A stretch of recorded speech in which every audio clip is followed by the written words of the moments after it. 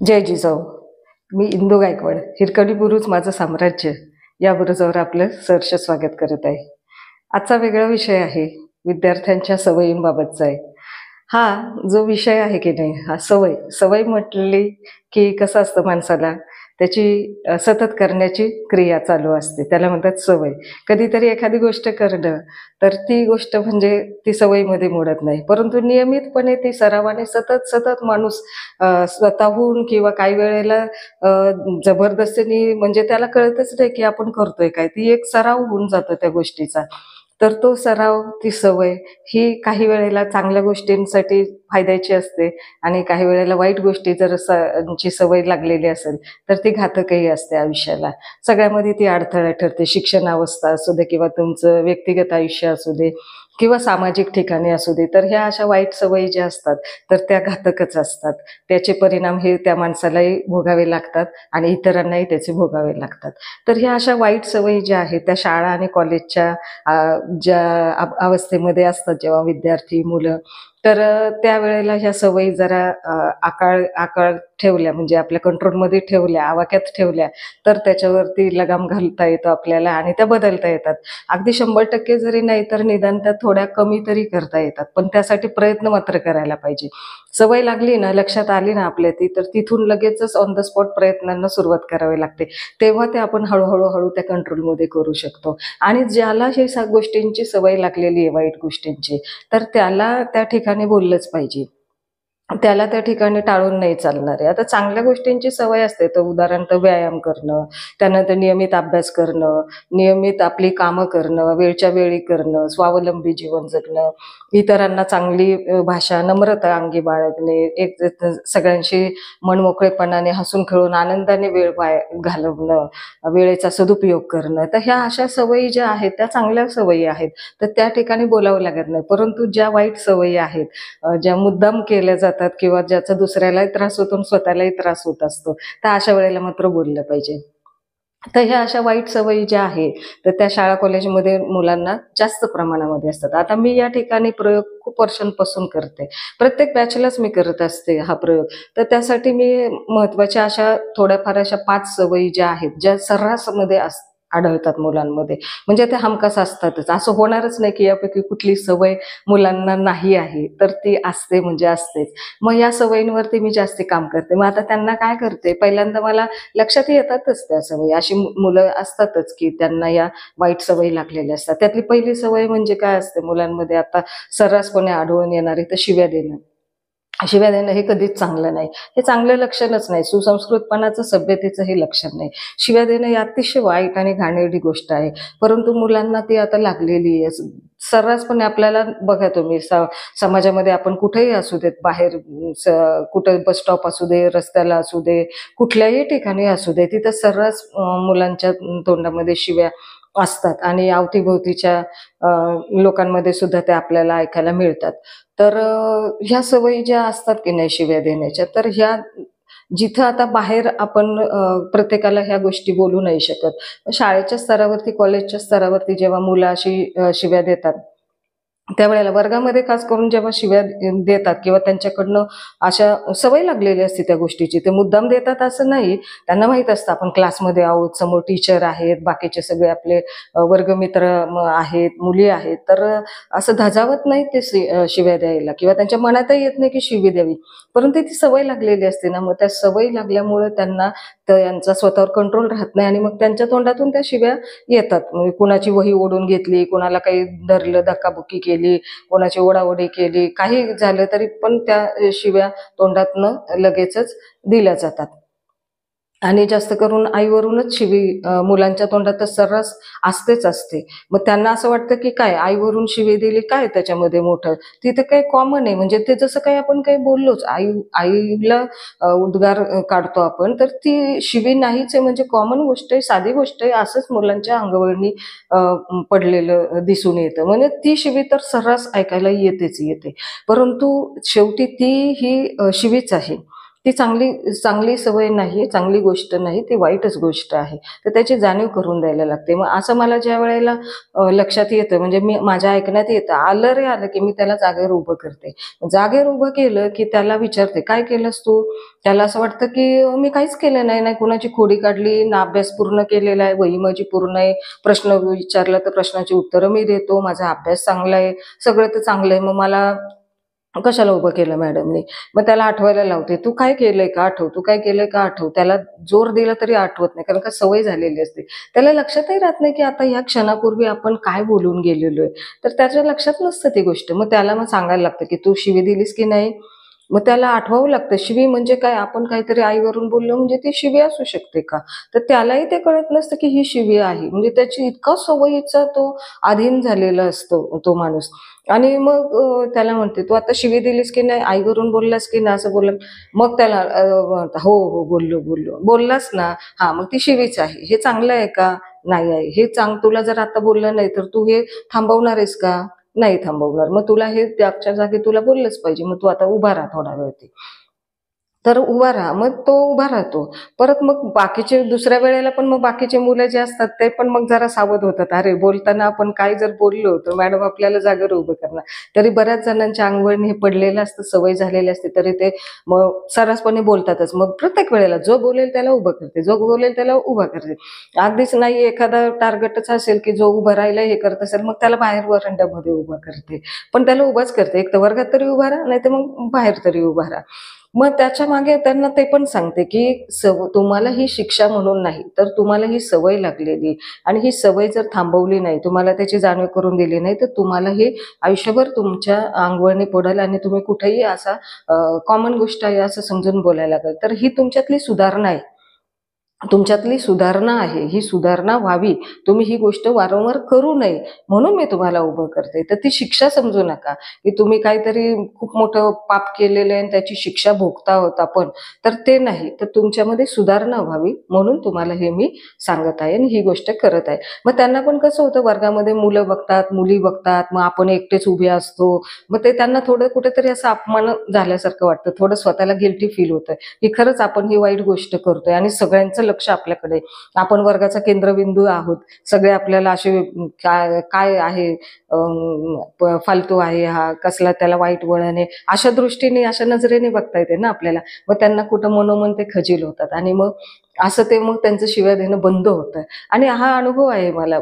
त्यांना सुरुवातीला असं हे केलं ना, की नंतर ते वर्षभर त्यांच्याकडनं ते घडतच नाही मग. ती सवय असते लागलेली. त्यांनी काही जाणून-बुजून किंवा ठरवून केलेलं नसतं ते, की नाही असं बोलायचंच तर. तर त्यांना ती सवय लागलेली असते, त्यामुळं मग त्यांना ते येतं. मग वर्गामध्ये, कॉलेजमध्ये, पॅसेजमध्ये, ग्राउंडमध्ये, कुठेही शाळेच्या, कॉलेजच्या आवारामध्ये मग शिव्या देणं त्यांचं बंद होतं, म्हणजे अक्षरशः बंद होतं.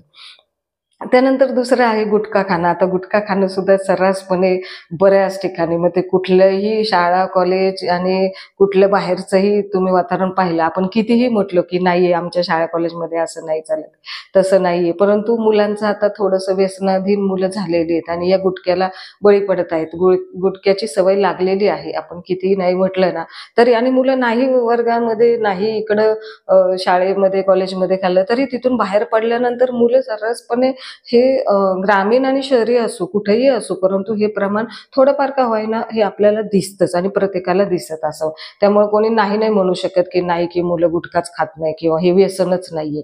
तर बऱ्यापैकी हे आहे. कुठे कमी जास्त कुठल्या शाळा कॉलेजांमध्ये असेल, कुठं काहीच नसेल, हा भाग वेगळा. परंतु एक जनरल आपल्याला दिसतं. तर मग हे पण एक व्यसन आहे. तर काही वेळेला मला कसं ते लक्षात आलं, एक मुलगा खात होता गुटखा. असं अधून-मधून त्याच्या मला आलं, एक दोनदा आलं लक्षामध्ये, पण मी दुर्लक्ष केलं. म्हणजे एवढं काही मला त्याचं चुकून होतं किंवा काही असं असू शकेल किंवा मलाही असं खास की तो त्याच्या अधीनच झालेला आहे, त्याला पूर्ण सवयच लागली, हे पण मला काही कल्पना नव्हती.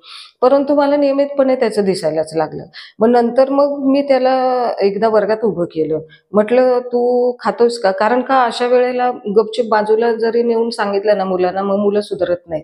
कारण त्यांना मग लगेचच ही जी गोष्ट आहे ना, ही गुटखा म्हणा, शिव्या देणं, तर ह्या ज्या वाईट आहेत, तर ह्या अशा थोड्या एकांतात सांगितलं ना, तर मुलं त्याला चांगला रिस्पॉन्स नाही देत. परंतु सार्वजनिक सगळ्यांमध्ये जर त्यांचा अपमान केला, सगळ्यांमध्ये जर ती त्यांची चूक दाखवली ना, तर त्यांना फरक पडतो. तर मग कारण का बाकीचे हसतात, बाकीच्यांच्या नजरेतून आपण उतरतो, बाकीच्यांना कळतं की ही चांगली सवय नाही आणि ती मला लागलेली. मग इथं कुठेतरी त्यांना 4 जणांमध्येच बोलावं लागतं. म्हणजे त्यांना ते थोडंसं इथं लागतं आणि त्याच्यावरती मग ते विचार करतात. नाहीतर मग एकांतात घेऊन सांगितलं, गोड बोलून सांगितलं, ही सवय सोड, हे नाही सोडत. मग ते ते गपचूपपणे आपल्यापुढं नाटक करतात आणि नंतर काय करायचं ते करत असतात. म्हणून मग मी काय करते, मग त्याला एकदा वर्गामध्येच बोलले. मग त्याला खूप अपमान झाला. कारण का सगळ्यांमध्ये मी त्याला पकडलं आणि सगळ्यांपुढं सांगितलं ना, की "तू गुटखा खातोयस आहे. मी 3-4 वेळेला तुला पाहिलेलं आहे. आज बोलेन, उद्या बोलेन. मला वाटलं तुला काही एखाद्या वेळेस केलं असेल, पण तुझं म्हटलं नेहमीच चालू आहे." म्हटलं, "खातोस ना तू? खातोस ना?" मग त्याच्याकडनं कबूल करून घेतलं. "हो," म्हणे, "मॅडम खातो मी." म्हटलं, "वर्गामध्ये तू खातोयस आहे म्हटल्यानंतर आजूबाजूची मुलं तुझ्याकडनं काय शिकतील मग? असं जर तू जर व्यसन करायला लागलास तर." तर म्हणे, "नाही खाणार, इथून पुढे नाही खाणार मी." म्हटलं, "बघा मला नाही दिसला नाही पाहिजे." परंतु नंतर मी नोटीस केलं, खास त्याच्यावर लक्ष ठेवलं आणि नोटीस केलं. पण नंतरही मला तो दिसला. नियमित खाताना दिसला मला तो. त्याला वाटलं मॅडमचं लक्ष नाही. मग तो एखादा माझं लक्ष गेलं, की एक पुढच्या बेंचवर मुलगा बसलाय त्याच्या मागे लपून बसायचा. जेणेकरून दिसणार नाही. जास्त करून खाली मान घालूनच बसायचा. एकंदरीत काय त्याचं अभ्यासाकडे लक्ष नाही, काही नाही. भीतीच्या दबावाखाली तो राहायचा, की मला खाताना बघू नये मॅडमनी किंवा मी काय करतोय गुपचूप ते कोणाला कळू नये. म्हणजे अभ्यास तर बाजूलाच राहिला, परंतु ह्याच गोष्टींवरती त्याचं लक्ष लागायला लागलं. पण हे शिक्षणासाठी वाईट आहे आणि स्वतःसाठी पण वाईट आहे. मग मी त्याला बोलवलं एक दिवशी, कॉलेज सुटल्यानंतर त्याला थांबवलं आणि क्लासमध्ये मग मी त्याला म्हटलं, "अरे तू तर कबूल केलं होतंस म्हटलं मला मी खाणार नाही." म्हटलं, "पण तू खातोस का?" म्हटलं, "त्याच्यातून तुला मिळतंय काय?" "नाही," म्हणे, "मॅडम मला टेन्शन आहे, मला टेन्शन आहे." आणि मग टेन्शन आहे, मग म्हटलं, "कधीपासून खातोय?" तर म्हणे, "मी खूप वर्ष म्हणजे मी 8वी-9वीत होतो तेव्हापासूनच खातोय." म्हटलं, "आता कॉलेजला आलंय तरी पण म्हटलं तू तर जास्त अधीन झालायस त्याच्या." तर म्हणे, वाटलं होतं मॅडम मला सोडावं आणि नाही चांगलं." वडिलांनी पण मला मारलं आणि मला सांगितलं, घरच्यांनी पण सांगितलं, की "हे नको, खात नको जाऊ, चांगलं नाहीये." परंतु मला आता ते नाही सुचतच नाही काही आणि मग मला सवयच झाली. मग माझा अभ्यास पण नाही लक्षात राहत, काहीच नाही लक्षात राहत. म्हटलं, "काय करतो तू घरी गेल्यावर?" "काही नाही," म्हणे, "दुकानावर जातो." म्हटलं, "कसलं दुकान आहे?" म्हणे, "आमचं पानपट्टीचं दुकान आहे." मग मला थोडंसं शंकाच आली. म्हटलं आता पानपट्टीचं दुकान म्हटल्यावर तिथं गुटखा, पान हे सगळं. म्हटलं कोण असतं दुकानावर? वडील असतात. मग इथून दुपारून गेल्यानंतर मी दुकानावर जातो आणि मग वडील दुसऱ्या कामाला निघून जातात. ते याचं मिस्त्रीचं काम पण करतात. मग ते घराचे काही बांधकामाची वगैरे काही काम असली की ते जातात. मग मी दुकानावर असतो मग दुपारच्या टायमामध्ये संध्याकाळपर्यंत. पानाचं दुकान आहे आमचं. मग मी म्हटलं, "बघ पानाचं दुकान आहे सगळं, तरी वडील तुला मारतातच आहे ना, खायचं नाही, हे नाही म्हणून." तर म्हणे, "काय," म्हणे, "धंद्यासाठी आम्हाला ते ठेवायला लागतं, करावं लागतं." म्हटलं, "एक काम कर, तू आता पानाचं दुकान आहे तुमचं, तर तू पान खातोस का?" तर म्हणे, "पान नाही खात मी." म्हटलं, "कधीच नाही खात का?" "नाही," म्हणे, "1-2 वेळेला खाल्लं, पण मला पान नाही आवडत आहे." मग मी नाही खात पान. पण म्हणे, की "आमच्या इथं गिऱ्हाईक वगैरे बऱ्यापैकी चांगलं आहे," म्हणे, "पानाच्या दुकानात. माझे वडील म्हणे, "लय चांगलं पान बनवतात." आणि त्यामुळे आमच्याकडे गिऱ्हाईक चांगलं असतं. मग मी त्याला म्हटलं, की "अरे, तू एक काम कर ना," म्हटलं, "तू पान जर तुमचं दुकान पण चांगलं चालतंय आणि चांगलं जर पान जर तू वडिलांकडून ते चांगलं शिकून घे ना आणि किती वेगवेगळ्या प्रकारची पानं आहेत, व्हरायटी किती आहे," म्हटलं, "आणि छान वेगवेगळ्या फ्लेवरचे असे पानं कर ना आणि ते डिझाईनचे किती सुंदर मिळतात असे ते.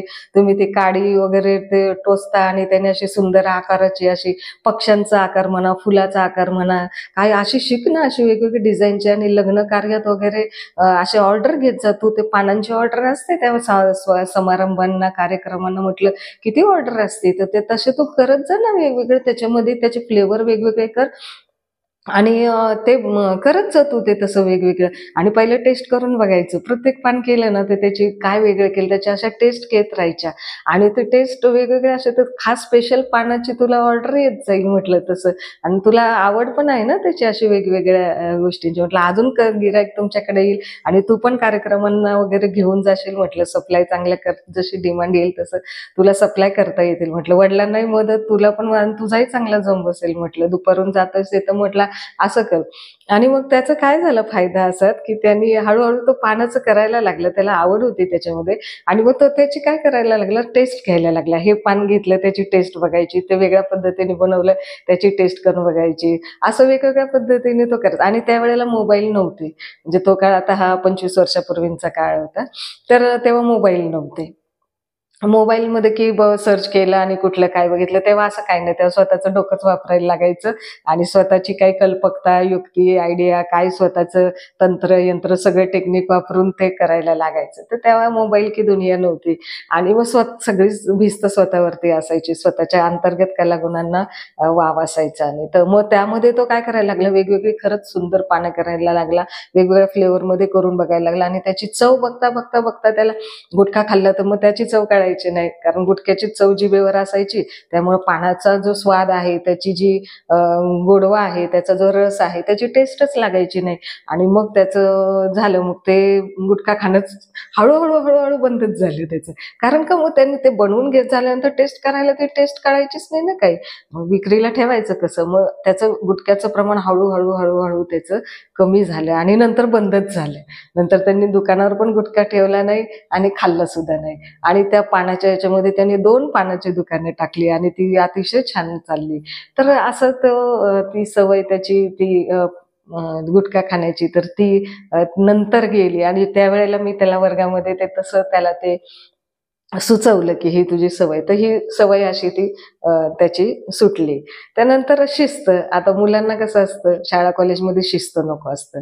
कसं असतं, आम्ही एकदा गेटमधून शाळेमध्ये असताना गेटमध्ये एंट्री केली, की गेट हेच असतं. परंतु जेव्हा कॉलेजला जाता, बाहेरच्या जगामध्ये येतात, तेव्हा बाहेर तुम्ही सैल असतं. तिथं शिस्त नको असते. आम्हाला कुठल्या गोष्टीला अडवलं नाही पाहिजे. आम्हाला युनिफॉर्म नकोय, आम्हाला डबा नकोय, आम्हाला कुठल्या गोष्टीचं दबाव नकोय, फ्रीडम पाहिजे आम्हाला सगळ्या गोष्टी. तर शिस्त, ज्या ठिकाणी उर्मट बोलणं म्हणजे उलट-सुलट बोलणं, कसंही वागणं, कसंही बसणं उठणं क्लासमध्ये किंवा कोणाचा मोठ्याचा आदर न करणं, बाहेर कसंही वागणं. तर ही जी शिस्त आहे, की इथं तू असा बोलला, असं नाही बोलायचं. त्या ठिकाणी त्यांना दबाव आणला आणि त्या ठिकाणी त्यांना त्याचे धोके समजावून सांगितले. शारीरिक, मानसिक, आर्थिक फटका कसा बसतो, त्याची इजा कशी पोचते, बरबाद कसं होतं आयुष्य, सवय कशी आपल्याला कुठल्या घेऊन जाते. तर हे शिस्तीमध्ये त्यांना प्रत्येक ठिकाणी अभ्यासात तर आहेच आहे, परंतु अभ्यासाच्या बरोबर हे शिस्तीचे धडे सुद्धा त्यांना त्या ठिकाणी ऑन द स्पॉट द्यावे लागतात.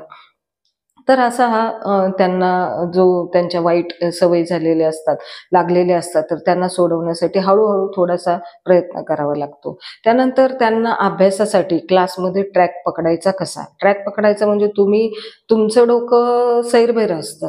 प्रत्येक तासाला काही शिकवलं, की दुसरा तास सुरू होतो. मग दुसऱ्या तासाला तुम्हाला त्या विषयामध्ये यावं लागतं. मग अगोदरचा जो विषय असतो त्याच्यातून बाहेर येणं, परत नंतरचा तास येतो, परत नंतरचा तास येतो.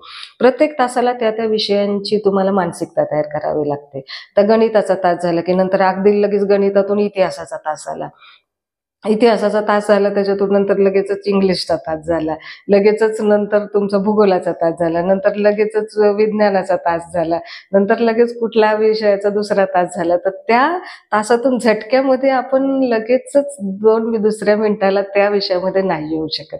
तर त्या ठिकाणी काय होतं, त्या विषयात रेंगाळलेला असतो. त्या अवस्थेमध्ये पोहोचलेलं असतं. मग त्यातून थोडासा आपल्याला काय होतं, त्याच्यातून बाहेर यायला थोडासा अवधी द्यावा लागतो. मग मी मुलांना सांगते, की आता तुम्ही अगोदरच्या तासातून आता या तासामध्ये येताय ना, थोडंसं 5 मिनिटं, 2 ते 3 मिनिटं तुम्ही आता थोडंसं शांत बसा, स्थिर राहा. तुमचं मन जिथं असेल सैरभैर झालेलं, त्याला इथे जागेवर आणा आणि थोडंसं शांत होऊन घ्या. शांत होऊन घ्या म्हणजे काय, की तुम्हाला आता या विषयाची मानसिकता तयार करून घ्या. जसं आजूबाजूचं वातावरण असतं, ते कसं आपण वाट पाहतो स्थिर व्हायला, गोंगाट शांत व्हायला किंवा काही झालं असं, तर आपण कसं स्वतःला शांत करतो, तसं थोडंसं आपला मानसिकता तयार करायची. म्हणजे थोडासा ट्रॅक पकडायचा आणि तो ट्रॅक पकडला ना, म्हणजे ती मानसिकता केली ना, मग आपल्याला समोरचं समोरचं काय शिकवतोय, आपण काय ऐकतोय, काय लक्षात ठेवतोय, तर हे आपल्याला साधता येतं. म्हणजे ती मानसिकता तयार होते. मग आपण काय होतं त्याच्याशी आपली अटॅचमेंट होते. मग आपलं लक्ष इकडे-तिकडे भरकटत नाही. कुणाची खोडी काढणं, कुणाला काहीतरी मारणं, कोणाला काहीतरी हसवणं. काही-काही मुलं असं जाणून-बुजून काहीतरी बोलण्याचा पण विचार करत असतात, की जेणेकरून वर्ग डिस्टर्ब करायचा आणि हसवायचं एकमेकांना. मग असं केलं की वर्ग पुन्हा मग डिस्टर्ब होऊन जातो. मग हसायला सगळे सुटतात. मग काहीतरी मग त्या तासाचा सगळा बोऱ्या वाजून जातो. म्हणजे जी मानसिकता झालेली असते मुलींची तर ती परत विस्कळीत होते. परत तिथून यायला परत आणि थोडासा वेळ जातो. पुन्हा मग तो क्लास कंट्रोल करावा लागतो. पुन्हा मग या सगळ्या गोष्टी त्याच्यामध्येच भरपूर वेळ निघून जातो आणि जे शिकवायचंय, जे काही करायचंय तर ते राहून जातं. मग असा बराचसा वेळेचा तो वेळ वाया जातो आणि मग अशा या ठराविक मुला-मुलींमुळं काय होतं मग डिस्टर्ब येतो. म्हणून मग अगोदरच त्यांना मी सांगते, की तुम्ही पहिलं ट्रॅक पकडा. ट्रॅक पकडला ना एकदा, मग तुम्ही आता रेल्वेचं उदाहरण देते त्यांना. रेल्वे बघा आता ट्रॅक रुळावरनं, रुळ सारखेच आहेत. त्याच रुळावरनं रेल्वेगाडी सुद्धा त्याच रुळावरनं मालगाडी सुद्धा जाते. मालगाडीचं वजन किती असतं? कित्येक टन आणि ती तिचा स्लो स्पीडने ते त्या रुळावरनं तिचा जो वेग आहे त्या वेगाने ती जात असते. त्यानंतर एक्सप्रेस एक्सप्रेस तिच्या वाऱ्याच्या वेगाने जाते झुमकन. ती तिचा वेग ठेवते. त्यानंतर लोकल गाडी असते. साधारण जनरल तिचा साधारण वेग असतो. त्या वेगाने ती जाते. ट्रॅक तेच असतात, परंतु रेल्वे त्या त्या याच्यावरनं धावते ना तिच्या वेगाने, तिचे डबे घेऊन. कसं तिचा वेग असतो, त्या वेगाने ती धावत असते. त्यांना त्यांचा वेग आता मालगाडी फार एक्सप्रेसच्या वेगाने जाऊ शकते का? नाही जाऊ शकत. आणि एक्सप्रेस पण मालगाडीच्या वेगाने जाऊ शकते का? नाही जाऊ शकत. रूळ तेच आहे, परंतु गाडी जे डबे आहेत ते त्यावरून त्यांच्या वेगाने आपले धावत असतात, मार्गस्थ असतात. तुमचा वेग काय आहे तो तुम्हाला माहिती आहे. तुम्हाला कसं माहिती आहे, की आपण कसे आहोत? आपला अभ्यास एक्सप्रेस स्पीडचा आहे का मालगाडीसारखा आहे का लोकल गाडीसारखा आहे? हे प्रत्येकाला ज्याचं त्याला माहीत असतं म्हटलं. तर त्या वेगाने तुम्ही जायचंय. तुम्ही त्या स्पीडने जायला गेला तर तुम्हाला मार्गस्थ होता येणार नाही. तर तुमच्यामध्ये तुम्ही इम्प्रूव्ह करायची, डेव्हलपमेंट करायची आणि तो ट्रॅक पकडायचा आहे. कारण तुम्हाला वेळ लागतो तर लागतोच आहे ना. एखाद्याला 1-2 वेळेला वाचलं समजतं, एखाद्याला 10 वेळा वाचावं लागतं तेव्हा त्याला समजतं. एखाद्याला किती काय केलं तरी समजतच नाही. तर तुमचा वेग तुम्हाला माहीत असतो. तर तुम्ही तुमच्या पद्धतीने तो ट्रॅक पकडायचा आहे आणि त्या पद्धतीने तुम्ही जायचंय. त्यानंतर हा जो वेग आहे त्या वेगाचा त्यांना त्या पद्धतीने त्यांनी वापरला तर मग त्यांना त्याचा फायदा होतो. आता दुसरं एक असतं, की अभ्यास करताना काय करतात मुलं, भीती वाटते त्यांना, नापास होण्याची भीती असते. म्हटलं का नापास होण्याची भीती वाटते? पाठांतर म्हणजे पाठांतरच करत असतात. बरेचसे विद्यार्थी काय करतात, वाचतात आणि वाचलं तर लक्षात नाही ना राहिलं, मग पाठांतरावर धडाका आणि पाठ करणार किती?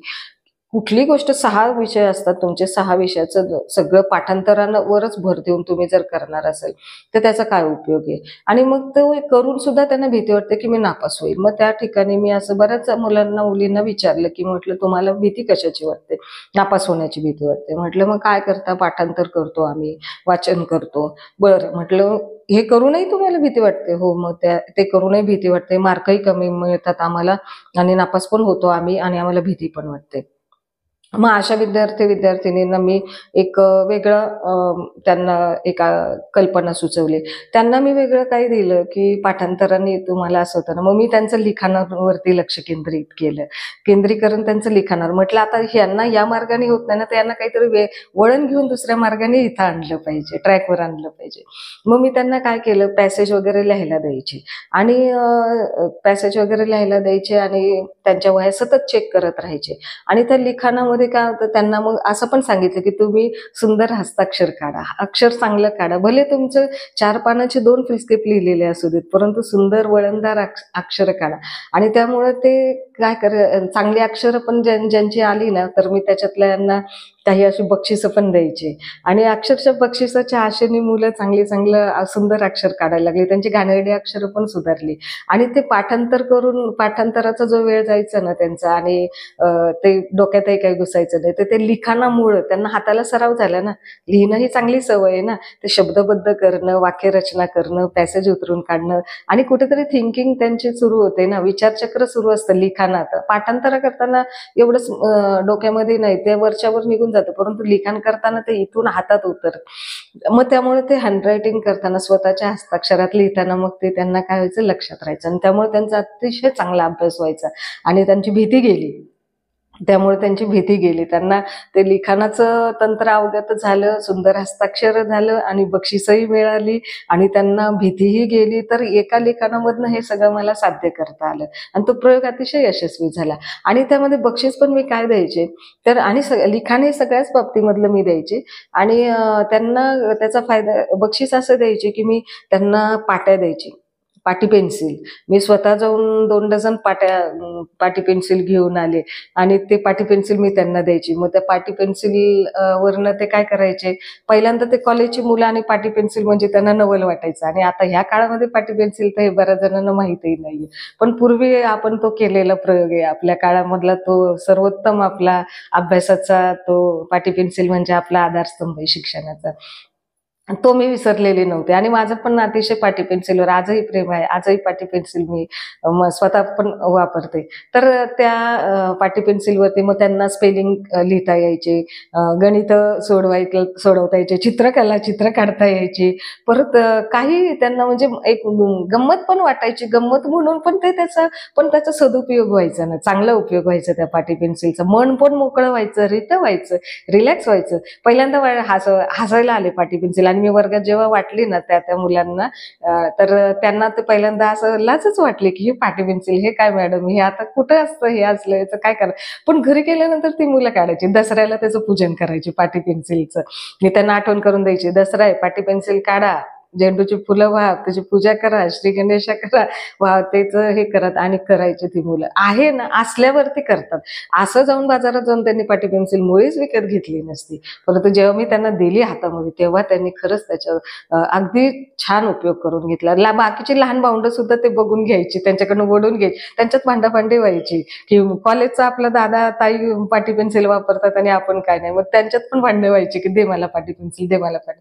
आणि मग ते सुद्धा मग 7वी-8वीची पोरं सुद्धा त्यांची भावंडं ती सुद्धा ते पाटी पेन्सिलचे वापर करायचे आणि त्याच्यावर स्पेलिंग पाठ करायचे, गणित सोडवायचे. काही कार्यक्रम त्या पाटी पेन्सिलवरती करायचे. तर असा तो छान त्याचा पाटी पेन्सिलचा उपयोग झाला. बक्षीस तर बक्षीस, अभ्यास तर अभ्यास, भीती तर भीती गेली. आणि मग एक दुसरं पण मग मी त्याच्यातनं अजून एक, की वाढदिवस असले ना मुला-मुलींचे, तर त्यांना आणि ज्यांना खरंच खूप गरज आहे अभ्यासाची, जे करतच नाहीत, म्हणजे उनाडके करतात, त्यांना अभ्यासच नको आहे, काहीच नको आहे, असंच फक्त बेशिस्तपणाने वागायचं, कसंही टाईमपास करायचा शाळा कॉलेजमध्ये येऊन. तर मग अशा मुलांना मग मी वाढदिवस किंवा काहीतरी त्याच्यातलं चांगली क्वालिटी हेरली तर त्याचं कौतुक करायचे आणि ते कौतुक म्हणून मग त्यांना मी गुंडाळी फळा द्यायचे. आपल्या भिंतीवरती असतो ना गुंडाळी फळा, तो गुंडाळून ठेवायचा, पाहिजे तेव्हा भिंतीला आपलं याला खेळायला अडकवून द्यायचा आणि तो गुंडाळी फळा लावला की त्याच्यावरती आपल्याला फळ्यावरती वर्गामध्ये फळ्यावर लिहिल्यासारखा अनुभव येतो आणि तो मुला-मुलींना फार आवडतं. कॉलेजची मुलं असो किंवा शाळेची मुलं असो, त्यांना फळा अतिशय प्रिय असतो. खूप जिव्हाळ्याचा असतो मुलांना फळा आणि फळ्यावरती लिहिणं, अभ्यास करणं म्हणजे त्यांना टीचर झाल्यासारखं वाटतं, शिक्षक झाल्यासारखं. शिक्षक जसे शिक्षकाच्या रोलमध्ये ते येतात आणि मग त्यांच्यामध्ये अंतर्गत बदलाव होतो. शिक्षक कसा सुंदर अक्षर काढतो, फळ्यावर काही लिहित नाही ना, कसं सुंदर लिहितो, कसं आपल्याला टीचर शिकवतो, कसं सगळ्या गोष्टी, तसं ती मुलं फळ्यावरती विशेष प्रेम करतात आणि त्यांना त्याची गोडी वाटते त्याचं त्यांना कौतुक पण असतं आणि स्वतःला एक काहीतरी ते मोठे पण समजतात, की हो मी स्कॉलर आहे, मी हुशार आहे, मला सगळं येतंय, मला अभ्यास करायचा आहे. आणि त्या पद्धतीने मग ते गुंडाळी फळ्यावरती मग त्यांना एक खडूचा बॉक्स आणि डस्टर आणि गुंडाळी फळा असं मी देते, तर ती मुलं 100% चांगला अभ्यास करतात आणि पास होतात. म्हणजे ज्यांना खात्रीच नसते की मी पास होईल आणि शिकेल आणि पुढे जाईल, तर अशी मुलं सुद्धा त्या गुंडाळी फळा दिला ना आणि त्याच्यामुळे मला तरी तो फरक खूप जाणवलेला आणि चांगले अनुभव आलेत, चांगले रिझल्ट आलेत. मुलांची मानसिकता सर्वात प्रथम अभ्यासासाठी आणि सगळ्या गोष्टींसाठी तयार करणं फार गरजेचं आहे. मानसिकता तयार नसेल तर तुम्ही कितीही चांगलं शिकवा, कितीही चांगला क्लास लावा, कितीही त्याला धोपटा, बोला, अपमान करा, काहीही करा, त्याला कितीही चांगल्या-चांगल्या दर्जेदार फॅसिलिटी द्या, वस्तू द्या. परंतु जर त्याची मानसिकता नसेल, जर त्याला ट्रॅक पकडता आला नाही, जर त्याला स्वतःवरती कंट्रोल करता आलं नाही, अभ्यासाला त्याला बसावं असं वाटलं नाही, तर त्या विद्यार्थ्याकडनं, त्या मुला-मुलीकडून बिलकुल अभ्यास हा होणारच नाही. ती जबरदस्ती होईल आणि मग कसंबसं मग कॉपी करतात, कॉपी करून पास होतात, मग कुणाचा तरी पेपर बघून पास होतात. अशा काहीतरी युक्त्या काढत राहतात मुलं, पण स्वतःवरती ते काम करत नाही, स्वतःचं वर्कआउट करत नाही. त्यानंतर शाळेमध्ये शिस्तीचा भाग जो आहे तो तर आहेच आहे, परंतु आता कॉलेजची जी मुलं आहेत, कॉलेजच्या मुलांचा एक वाईट सवय ज्या गोष्टीची त्यांना लागलेली ती म्हणजे डबा न आणणं. डबा न आणणं म्हणजे त्यांना लाज वाटते. डब्याची लाज वाटते. शाळेत असताना डबा रेग्युलर आणतात हीच मुलं-मुली, परंतु कॉलेजला आले ना की डब्याची का तर मग हसतात. त्यांचं कुठलंही गणित आहे ना की आम्हाला हे हसतात आणि ते हसतात, इथंच त्यांचं मानसिक खच्चीकरण होत असतं. तर त्यांना भीती वाटते की कोणी हसू नये आणि डबा आणला एखाद्या मुलांनी डबा आणला तर ते बघतात म्हणून हसतात म्हणून आणत नाही. मुलं बघतात म्हणून मग आणि काय आता शाळा संपली ना, आता आम्ही कॉलेजला आलो ना, आता आम्ही काय बाहेर जाऊन वडापाव खाऊ, कॅन्टीनमध्ये काही खाऊ. आम्हाला आता ते शिस्तबद्ध जीवन कशाला पाहिजे, आम्हाला शाळा कशाला पाहिजे. गेटच्या आतमध्ये युनिफॉर्म पाहिजे, डबा पाहिजे, त्यानंतर दप्तर पाहिजे, सगळ्याच गोष्टी पाहिजे. हे कशाला आता आम्हाला पाहिजे. आता आम्हाला त्याची काही गरज नाही. मग त्यांचं बाहेरचं जे खाणं असतं, जे फास्ट फूड, बाहेरचा जो खर्च, खाण्याचा खर्च, पुन्हा बाहेरचं जे चांगल्या क्वालिटीचं नसतं खाणं, ते खाणं, आजारी पडणं. तर मग त्यांना पण मी डबा आणायला कंपल्सरी सांगत असते. आणि मधल्या सुट्टीमध्ये मी पण काय करते, सगळ्या क्लासमध्ये मी स्वतः फिरते आणि माझा डबा ठेवते. माझा डबा मी हातात ठेवते आणि त्यांना असं वाटायला नको की मॅडम नाही डबा आणता आणि आम्हाला सांगता येते. कॉलेजच्या मुलांना, कॉलेजला कुठं डबा असतो का? मग मी स्वतः म्हणते, आम्ही कॉलेजला जरी असलो तरी सुद्धा आम्ही डबा आणत असतो. आम्ही सगळेजण डबे आमचे असतात. आम्हाला सवय आहे. आमच्या काळात आम्हाला शिक्षकांनी डब्याची सवय लावलेली आहे आणि आमच्या काळातली सगळी माणसं डबा घेऊनच ऑफिसला कुठेही जात असतात. कोणीच असं रोजचे बाहेर तुमच्यासारखं खात फिरत नाही. म्हटलं पैसे घालवत पण नाही, आरोग्याला पण चांगलं नसतं, ते शरीरालाही सकस नसतं, काहीच नसतं म्हटलं. त्यामुळं आमच्या जुन्या लोकांना हे तुमच्यासारखं असं सतत बाहेर खाण्याची सवय नाही. मग त्यामध्ये मग फिरायचे, मी प्रत्येक क्लासमध्ये फिरायचे, बघायचे कोणी नाही डबे आणले तर त्यांना नंतर माझं लेक्चर असलं की उभं करायचे. आणि मग त्यांना माहिती आहे की मॅडम डबा नाही आणत म्हणून आपल्याला उभं करतात.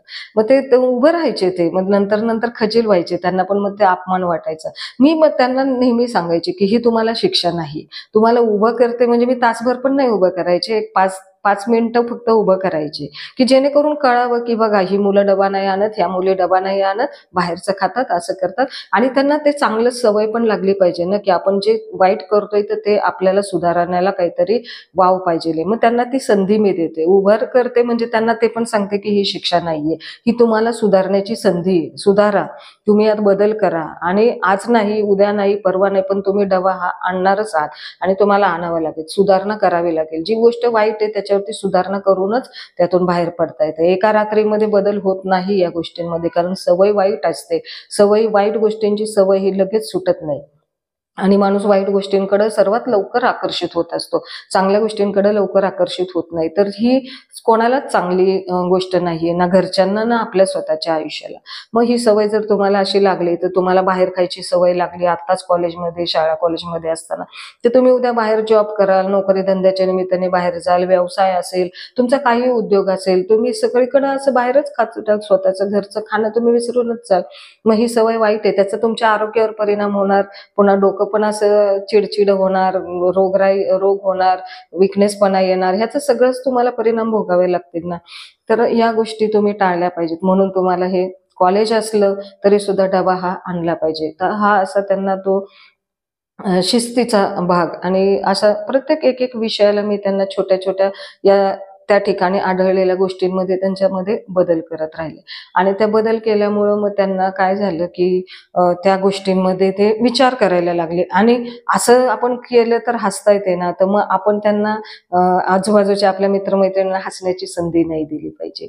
म्हणून मग मुलं काय करायला लागले, स्वतःमध्ये हळूहळू त्या सुधारणा होत गेल्या. त्यांच्यामध्ये शिव्या देण्याचं प्रमाण बंद झालं, गुटखा खाण्याचं बंद झालं, पाठांतर करण्याचं बंद झालं, त्यानंतर शिस्त, त्या राखायला लागले, मोठ्यांचा आदर करायला लागले, शाळा कॉलेजमध्ये वागायचं कसं, बोलायचं कसं, आणि आपल्यातल्या कमतरता शोधायच्या कशा, त्याच्यावर काम कसं करायचं.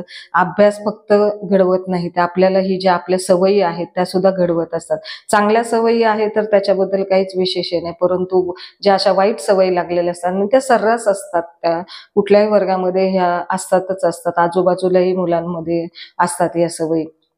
तर या सवयींची त्यांना जाणीव त्या ऑन द स्पॉट करून दिली आणि तिथल्या तिथं त्यांना त्या ठिकाणी त्यांना त्या गोष्टीतून बाहेर काढायसाठी जर आपण प्रयत्न केले आणि ज्या ठिकाणी समज देणं, ज्या ठिकाणी धमकावणं, ज्या ठिकाणी गोडीत सांगणं, त्यांच्या पोटात शिरून सांगावं लागतं, काही वेळेला त्यांच्या डोक्यात शिरावं लागतं. कारण हे मुलं म्हणजे हे चालतं बोलतं विद्यापीठ आहे, म्हणजे त्यांच्या डोक्यामध्ये काय असेल काय नसेल काहीच सांगू शकत नाही. ते वाचावं लागतं, त्याच्यावरती त्याला त्या ठिकाणी त्याला ट्रॅकवरती आणावं लागतं. त्यासाठी आपल्याला स्वतःला ट्रॅकवर राहावं लागतं, कारण का ट्रॅक सुटला तर आयुष्यच भरकटतं. कारण आपल्याला माहित असतं की आपल्यातल्या कमतरता काय आहेत, आपल्यातले सद्गुण काय आहेत, आपल्यातले वाईट गुण काय आहेत, आपल्या सवयी काय आहेत, आपल्या आवडीनिवडी काय आहेत, आपण करतोय काय, आपण करायला काय पाहिजे, हे प्रत्येक माणसाला माहित असतं, प्रत्येक व्यक्तीला माहित असतं. माणसाला म्हणजे प्रत्येक व्यक्तीला हे माहित असतं की आपण कोण आहोत, काय आहोत, आपण कुठल्या दिशेला चाललो आहोत. आपल्याला सद्गुणांकडे जायचं आहे, चांगल्या वळणावरती आपल्याला जायचं आहे, तर मग आपल्याला या वाईट सवयी सोडल्या पाहिजेत. लागल्यात आता त्याबद्दल लागल्यात, तर मग आता त्या लागल्यात तर काय आयुष्यभर लागूनच द्यायच्या का, त्याच्यावर काही कामच करायचं नाही का, आणि हे चांगलं आहे का, नाहीये ना. सगळ्याच बाजूने आपल्याला धोकादायक आहे की नाही, तर नुकसान करणार आहे की नाही. मग हे आपल्याला आयुष्य काय नुकसानीत जगायचंय का.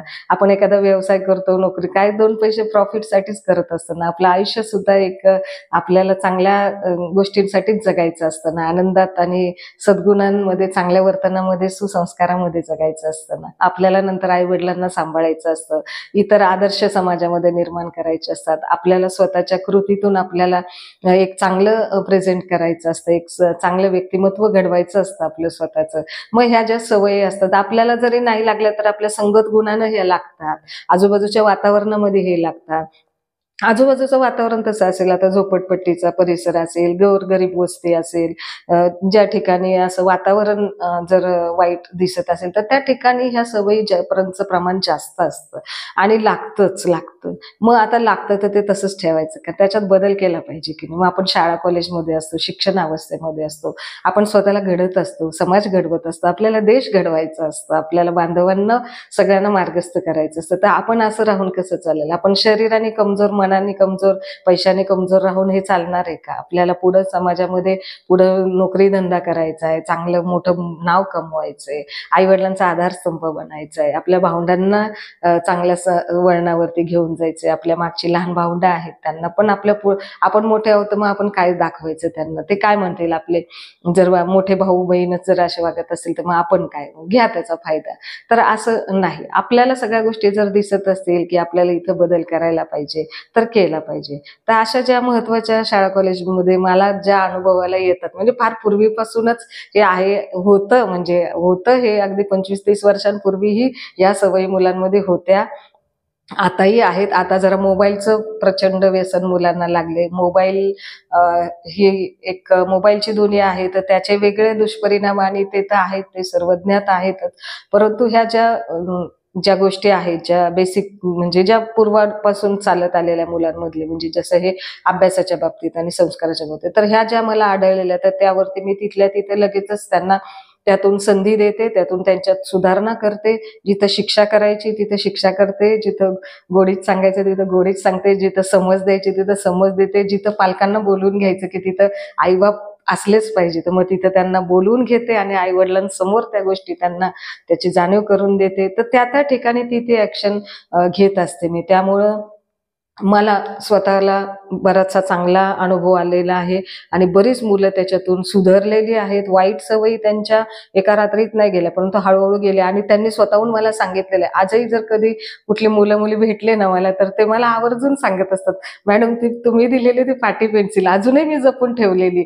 मला काय अभिमान वाटतं, त्याचं इतकं समाधान वाटतं की माझ्या विद्यार्थ्यांनी आज 25-30 वर्ष तरी सुद्धा ती गोष्ट जर ठेवलेली असेल, एक माझी म्हणजे त्यांची त्यांना घडवणारी ती आठवण आणि त्यांना घडवणारा तो एक मार्ग, तर ही किती चांगली गोष्ट आहे. हे काय पैशाचं मोल नाही, की कोणी किती पैसा दिला, कोणी किती काय केलं. तर एका शिक्षकांसाठी सुद्धा ही एक फार समाधानाची गोष्ट असते, की माझे विद्यार्थी जेव्हा एक चांगल्या मार्गावरती जातात, गरीब का असेना किंवा कसे का असेना, त्यांच्या त्यांच्या परिस्थितीला लढून ते काहीतरी बनतात, घडतात, मोठे होतात आणि स्वतःला एक चांगलं व्यक्तिमत्व घडवतात, चांगले समाजामध्ये नाव कमवतात. तर शिक्षकांना ती अतिशय अभिमानाची गोष्ट आहे. मेहनत घेत असतात त्याच्यावरती, आई-वडील मेहनत घेत असतात, शिक्षक मेहनत घेत असतात, मित्रमंडळीही चांगले सद्गुणी जे असतात, चांगल्या संगतीतले मुलं किंवा समाजातले जे घटक आहेत, आपल्या आजूबाजूची माणसं असतात, ते सुद्धा चांगलं वळण लावायचा प्रयत्न करतात मुलांना. किती पण ठिकाणी बघा, एखादी शिव्या देत असेल तर किंवा एखादं मारहाण होत असेल किंवा कोणाची काही छेड काढत असेल किंवा कुठलंही काही जर दिसत असेल, तर समाजातली आपल्या अवतीभोवतीची जी वयस्कर मंडळी म्हणा किंवा स्त्रिया म्हणा किंवा कोणी पण बघा, लगेचच त्याला सांगतात, "अरे अशा शिव्या द्यायच्या नाही, असं हे करू नको, जोरात गाडी चालवू नको, गाडी कंट्रोलमध्ये ठेव, इथं पोलीस पकडतील, हे करेल, ते करेल तुला." असं म्हणजे चांगलं सांगत असतात. एखादं वाईट जर काही करत असेल, एखादी व्यक्ती म्हणूया, तर ती जर वाईट तिला सवय असेल किंवा काही, तर त्या ठिकाणी कोणी पण चांगली माणसं ही ज्येष्ठ माणसं म्हणा किंवा कोणीही त्या ठिकाणी त्यांना समज देत असतात, सांगत असतात, की हे चांगलं नाही, ही सवय नाहीये चांगली. तर असं हे जे आहे ना, हे प्रत्येक जण ज्याच्या त्याच्या परीने ते करतच असतो आणि आपल्याला जिथं हे दिसेल की नाही, तिथं आपण करायचं. तिथं शांत आणि मौन व्रत नाही घ्यायचं. मग ह्या मुलांना जर आपण नाही सांगितलं, आपल्या अवतीभोवतीच्या ज्येष्ठांनी नाही सांगितलं, कोणीच काही सांगितलं नाही, तर त्यांच्या ते लक्षात येणार नाही ना. म्हणून ज्या ज्या ठिकाणी आपल्याला या अशा गोष्टी दिसतील मुला-मुलींमध्ये, तरुण पिढीमध्ये, तर त्या ठिकाणी त्यांना ती जाणीव करून दिली पाहिजे. त्यांना सुधारणेला वाव दिला पाहिजे, संधी दिली पाहिजे. शिक्षा कठोर नाही, परंतु त्या त्या ठिकाणी ते आपण शस्त्र वापरून त्यांच्यामध्ये बदल निश्चित करू शकतो, 100% करू शकतो.